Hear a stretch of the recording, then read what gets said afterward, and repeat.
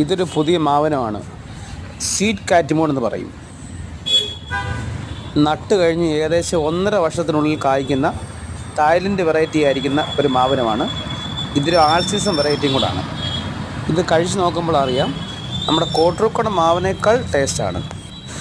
നമ്മുടെ വീട്ടുമുറ്റത്ത് അത്യാവശ്യമായിട്ട് ഉണ്ടായിരിക്കേണ്ട ഒരു മാവനമാണെന്ന് തന്നെ പറയാം. ഇപ്പോൾ അത്രയും പ്രചാരത്തിലായിക്കൊണ്ടിരിക്കുന്ന ഒരു മാവനമാണ് ഈ സ്വീറ്റ് കാറ്റിമോൺ. ഇതിൻ്റെ കായ്ച്ച തൈകളൊക്കെ നമ്മുടെ ഫാമിലുണ്ട്.